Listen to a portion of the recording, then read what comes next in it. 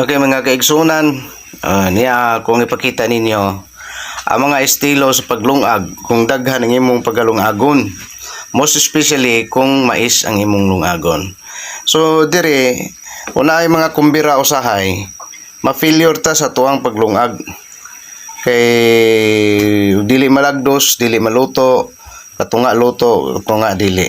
So diri unsa may estilo nato sa paglungag aron nga maging insakto gyud atong paglungag. Okay. So kung galungag ka, most especially kung mais man humay ang imong lungagon. Aron nga dili kini malagdos, mao ni siyang himuon nimo. This is in PE style. In PE style ni siya. Unsa ka mahimuon nimo kung okay na kay taksanan no, na kay taksanan. So, for example, naglungag ka og 5 ka litsi. Check ni ako gilungag ni ron, no? Mais ni.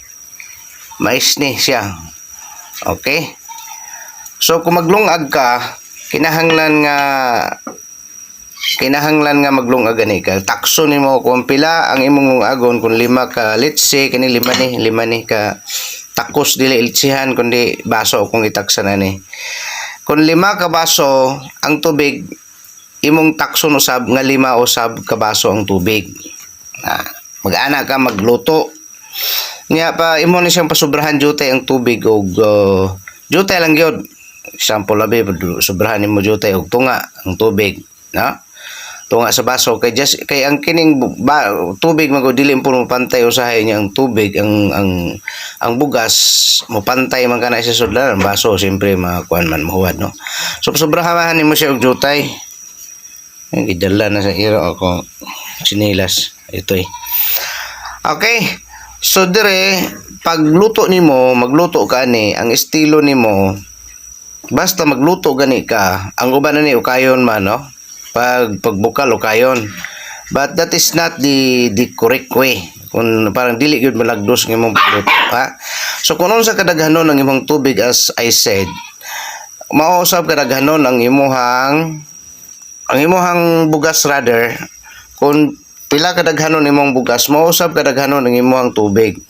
Pagkuman ang ayaw gilunod dayon ang tubig. Imo sang pabukalon ang tubig antes nimo ilunod ang bugas. Pagbukal na sa tubig mo paglunod nimo sa bugas. Perfect yun na siya ang pagluto nimo nga ulo insakto gyud dili siya malagdos kay bukal naman ang tubig. After which imo siyang ukayon. Pag ukay nimo takluban largon na siya luto. Perfect ang pagluto nimo. So tungod kay bukal na siya ulahin nimo gibutang ang bugas. Idungan gani nimo ang bugas ug ang tubig. You have to make sure nga pagbukal ani imo siyang ukayon. Mao na siya, ha? Make it sure nga imong giukay pag bukal niya kay kun dili nimo ukayon dili siya pantay ang iyang pagluto, no? But the perfect one, the sure one dala sa ito kung sinilas da.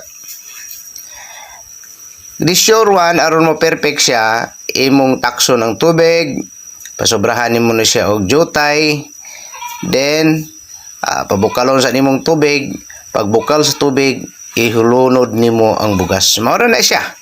Kaya I wish na nakatulong ako sa inyo, na ibigay ko ang konting information sa inyo dahil ang ano natin dito channel natin ay informative to.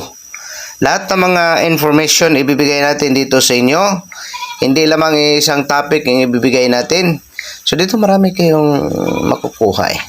Daghang kang makuha dire sa channel na to.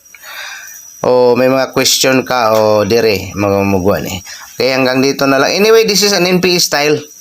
NPE style sa pagsaing natin upang perfect ang pagsaing natin. Have a blessed day everyone.